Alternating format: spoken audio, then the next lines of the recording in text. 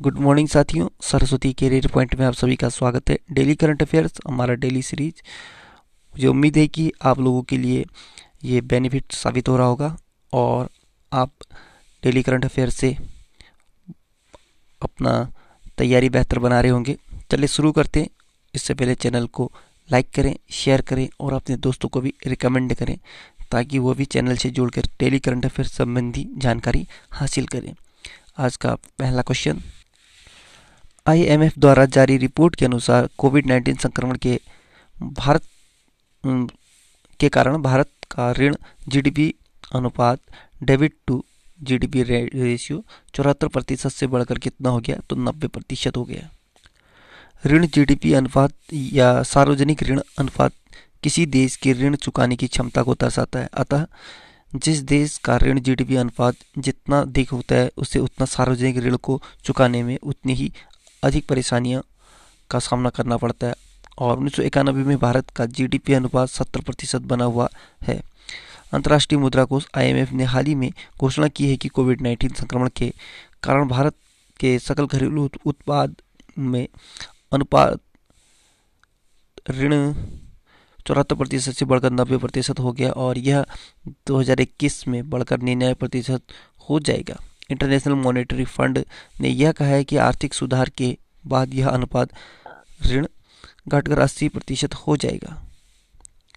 IMF यानी international monetary fund अंतर्राष्ट्रीय मुद्रा कोष 27 दिसंबर 1945 को स्थापना हुआ था। वॉशिंगटन डीसी यूएसए में इसका मुख्यालय है। 190 देश इसके सदस्य हैं। क्रिस्टीना जॉर्जिया अध्यक्ष हैं आईएमएफ के।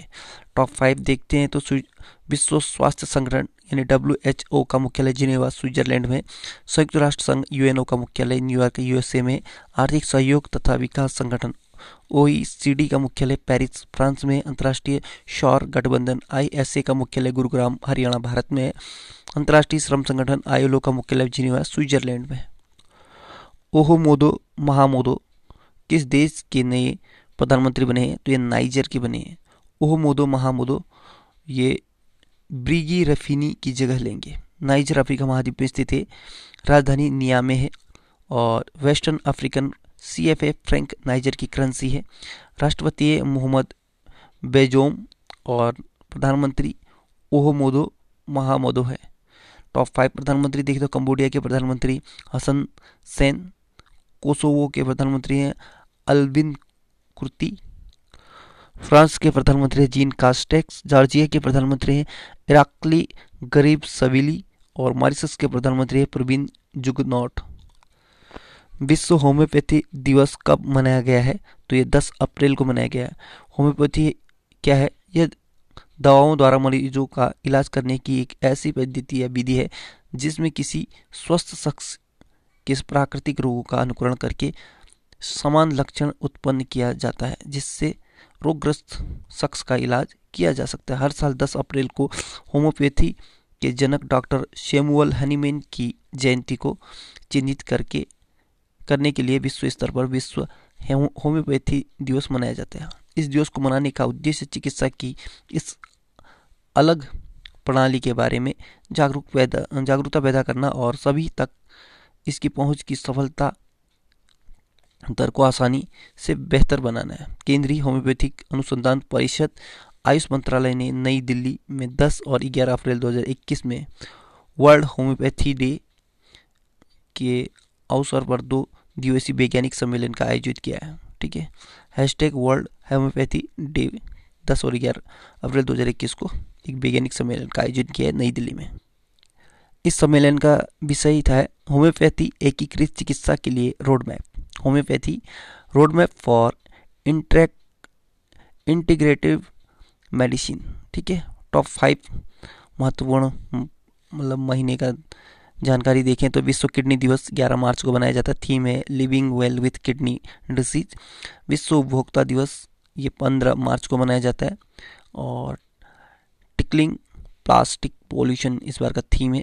वैश्विक पुनरावर्तन दिवस वैश्विक पुनरावर्तन दिवस 18 मार्च को रिसाइकलिंग हीरोज ये इस बार का थीम है।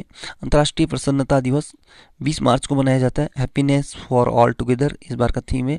विश्व गौरैया दिवस ये 20 मार्च को मनाया जाता है और इस बार का थीम है Ecosys Action Foundation. Ecosys Action Foundation theme है।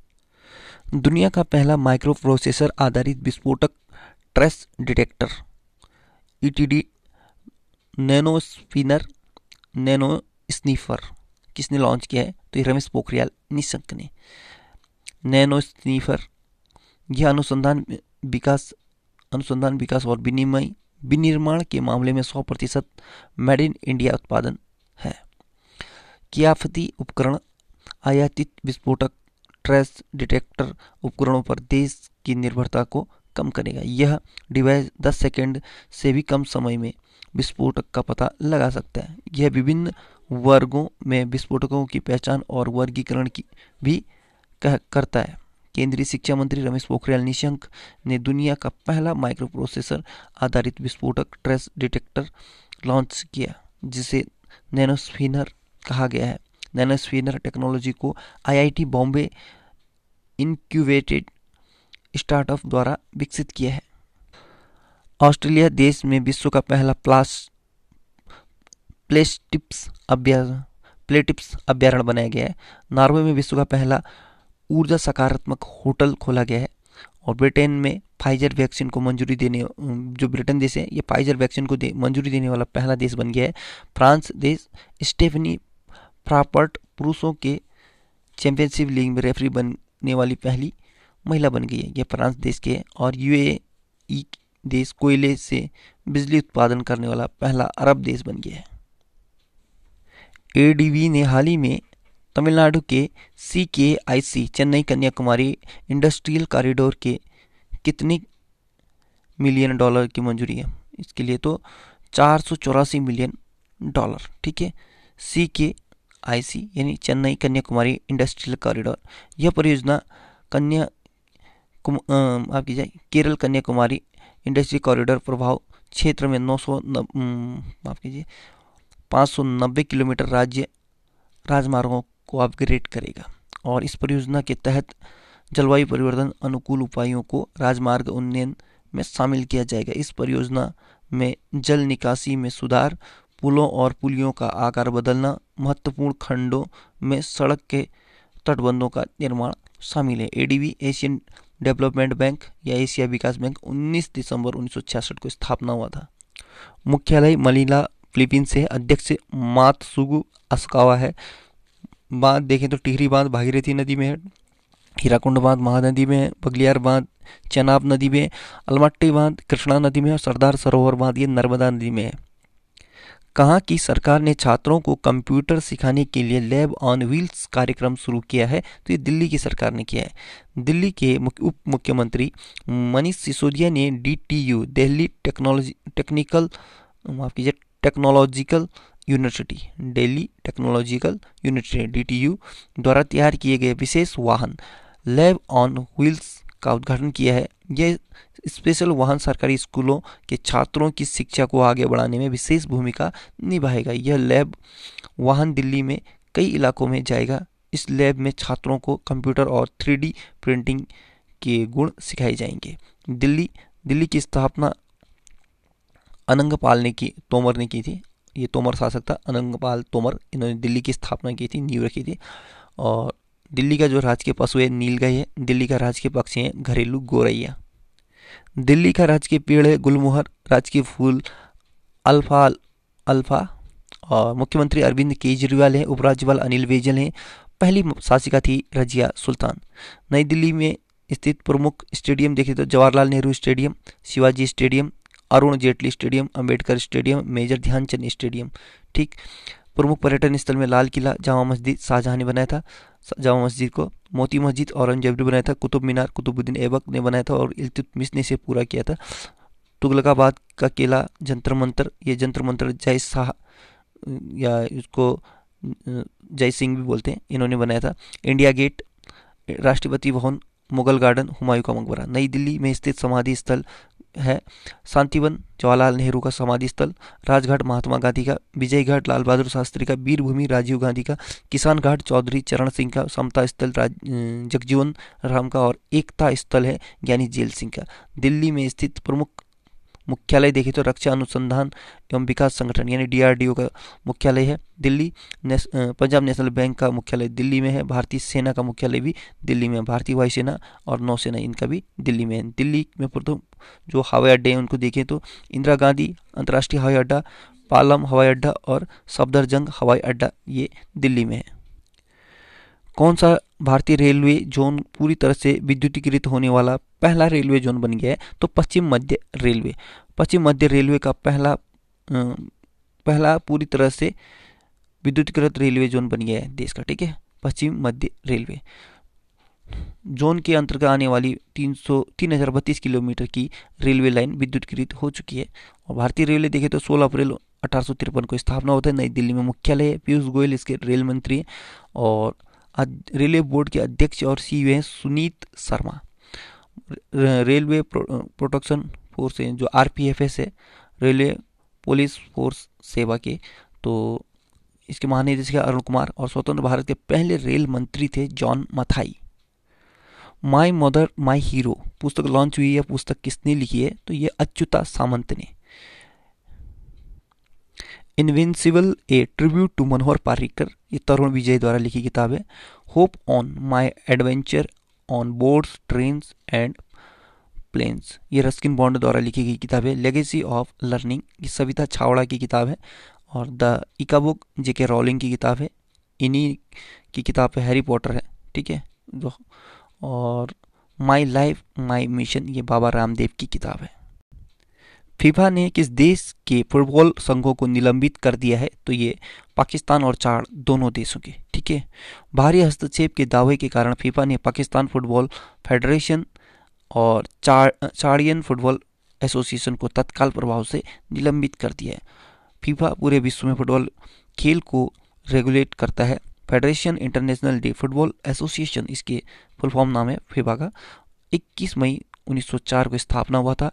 ज्यूरिख स्विट्जरलैंड में मुख्यालय और जियानी इन्फेंटिनो ये फीफा के अध्यक्ष हैं। हाल ही में भारत और सेशेल्स के बीच उच्च स्तरीय वर्चुअल बैठक का आयोजन किया गया। इस बैठक में भारत की तरफ से अध्यक्षता किसने की? तो ये नरेंद्र मोदी ने। भारत की तरफ से अध्यक्षता नरेंद्र मोदी ने की है। और सेशेल्स की तरफ से अध्यक्षता सेशेल्स के राष्ट्रपति वेवल रामकलावन ने किया है। इस बैठक के दौरान दोनों नेताओं ने संयुक्त रूप से सेशेल्स में नए मजिस्ट्रेट कोर्ट भवन का उद्घाटन किया। इस बैठक में दोनों देशों के बीच आपसी सहयोग को बढ़ावा देना, दोनों देशों का आर्थिक और सामाजिक विकास, शिक्षा और आपसी तालमेल को बढ़ावा देने के बारे में चर्चा की गई। टॉप 5 समिट देखें तो वैश्विक जलवायु शिखर सम्मेलन 2021 की अध्यक्षता ये अमेरिका देश करेगा। 47th G7 शिखर सम्मेलन की अध्यक्षता इंग्लैंड देश करेगा। E9 शिक्षा मंत्रियों की बैठक 2021 में भारत की तरफ से ये संजय धोत्रे शामिल हुए थे।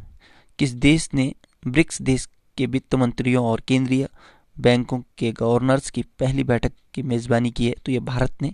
17वीं बिम्स्टेक मंत्री स्तरीय बैठक की अध्यक्षता कौन सा देश करेगा? तो ये श्रीलंका करेगा। तो साथियों आज का करंट अफेयर यहीं पे समाप्त होता है। जाते जाते एक खबर, उत्तराखंड राज्य के प्रतीक चिन्ह, यह जो उत्तराखंड राज्य के प्रतीक चिन्ह है, तो उत्तराखंड शासन द्वारा प्रतीक चिन्हों को 2001 में निर्धारित किया गया था। तो उसमें राज्य पुष्प आपका ब्रह्मकमल है, राजकीय पक्षी मोनाल, राजकीय पशु कस्तूरी मृग और राजकीय वृक्ष बुरांस को।